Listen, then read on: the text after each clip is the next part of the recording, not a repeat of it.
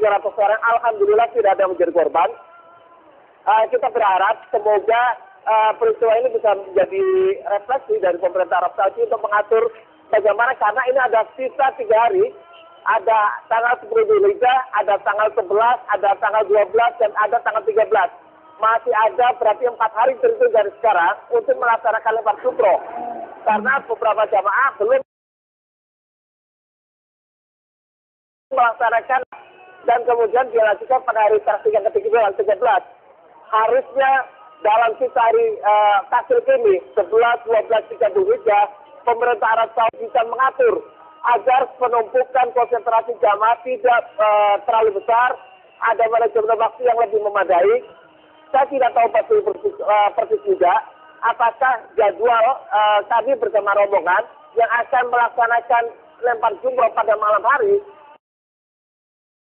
lempar jumroh Aqobah, dan kemudian dilanjutkan nanti 1 hari kemudian melempar jumroh Wusta dan jumroh Ula dan Aqobah.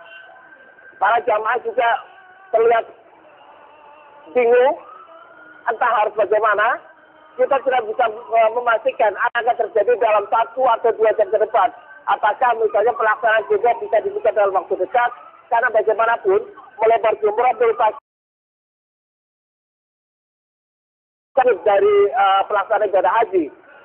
Elvita. Ya, Saiku, Anda sendiri sudah melakukan lempar jumroh atau belum?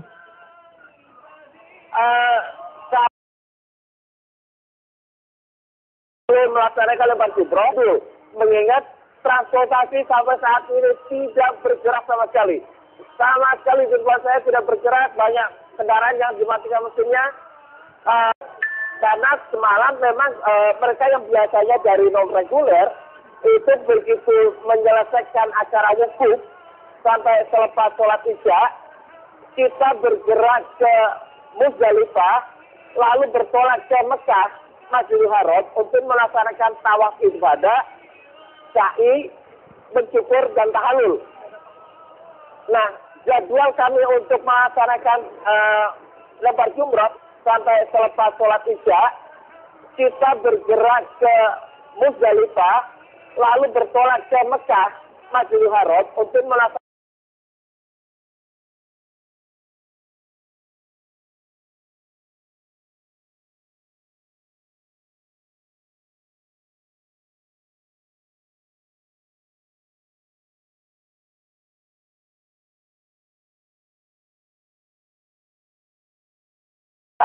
mengingat situasi traffic di sekitar Aziziyah maupun arah untuk menuju ke Arafah maupun ke Muzdalifah atau apalagi ke Mina sama sekali tidak bergerak.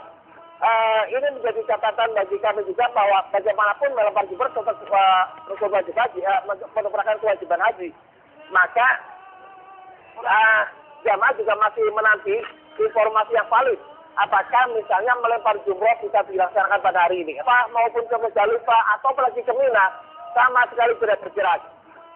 Ini menjadi catatan bagi kami juga bahwa bagaimanapun melempar jumroh tetap rukun wajib haji, masih begitu saya berada, dan para jamaah tadi ada beberapa yang belum mengetahui persis dulu persoalannya, karena memang mereka lebih seharian setelah melaksanakan ibadah wukuf hingga katakan pelaksanaan tawaf ifadah baru menyadari bahwa ini bisa menjadi ujian bagi jamaah Indonesia sendiri, dan apakah kemudian yang baru saja terjadi ini? Ini pas bertepatan dengan sholat duhur tadi, azan berkumandang di sekitar. Sampai saat ini belum ada informasi yang valid tentang pelaksanaan jumroh akibat tragedi yang melewatkan ratusan orang di Mina. Elvita. Saiku, bisa Anda jelaskan seberapa jauh posisi Anda saat ini dari lokasi pelemparan jumroh? Dari jarak saya ke Mina sebenarnya bisa ada jarak sekitar antara 3 sampai 4 kilometer. Kita berusaha untuk bisa mendapatkan akses ke sana. Tetapi saya bersama kameramen Bambang Haryo juga masih berpikir keras bagaimana katakan akses ke sana, karena sampai saat ini tidak ada kendaraan. Kalaupun misalnya harus untuk bergerak menuju ke sana untuk memastikan peristiwa itu terjadi seperti apa, maka ya kemungkinan besar kami harus berjalan kaki. Karena tidak ada satupun transportasi yang bisa kami andalkan untuk bisa menuju ke sana. Itu dah. Ya, baik. Terima kasih Saiful Bagowi untuk informasinya. Kita nanti akan menghubungi Anda lagi untuk mendapatkan informasi terbaru sehubungan dengan tragedi yang terjadi di mana.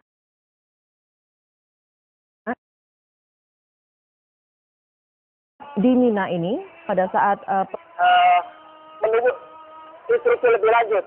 Apakah kita pada malam hari ini akan tetap bergerak ke Mina untuk pelaksanaan puncak ibadah haji pelemparan jumroh.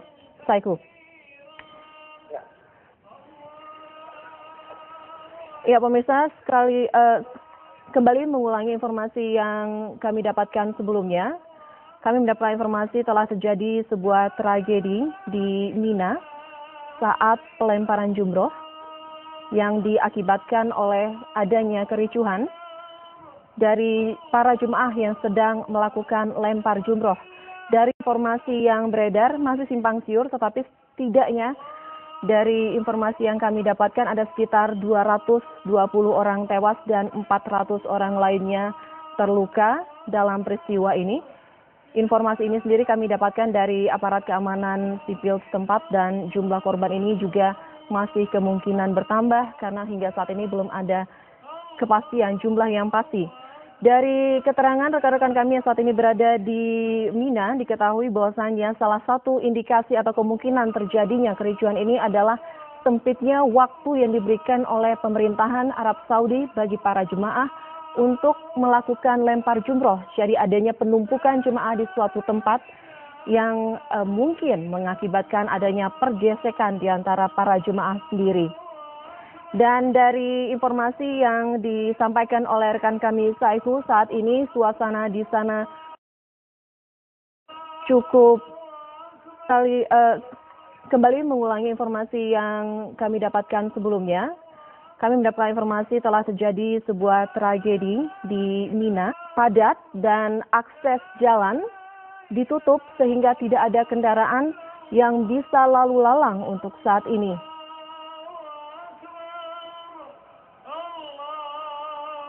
Kami masih menantikan apakah ada informasi kemungkinan jemaah asal Indonesia yang ada atau juga menjadi.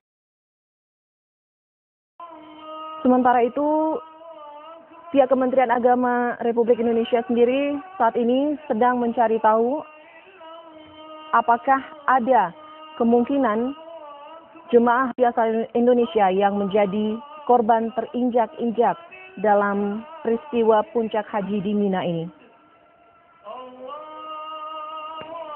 Pihak Kementerian Agama sendiri mengatakan saat ini mereka masih terkendala dengan komunikasi. Mereka kesulitan untuk menghubungi pihak-pihak yang saat ini berada di Arab Saudi. Peristiwa ini sendiri terjadi di Mina atau sekitar lebih kurang. Kami masih menantikan apakah ada informasi kemungkinan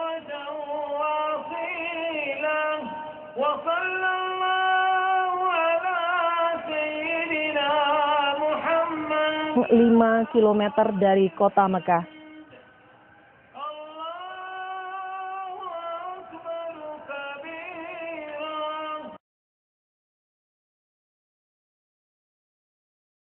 Kemacetan diperparah dengan tidak adanya polisi yang mengurai kemacetan. Dan berikut laporan Saiful Bagowi dan juru kamera Babang Haryo mengenai kemacetan parah dari Masjidil Haram menuju ke Mina. Ya pemirsa, jalan sepanjang Masjidil Haram menuju Aziziyah sampai saat ini macet total. Tadi kami sempat berjalan dari Masjidil Haram sekitar pukul 4. Namun pukul 08.40 kami baru sampai di Aziziyah, tepatnya di Asisa. Biasanya perjalanan yang bisa ditempuh hanya sekitar setengah jam, kali ini ditempuh dalam 3,5 hingga 4 jam. Kemacetan semakin parah pada siang harinya. Pada hari ini, pada jam ini, saya lihat banyak orang-orang yang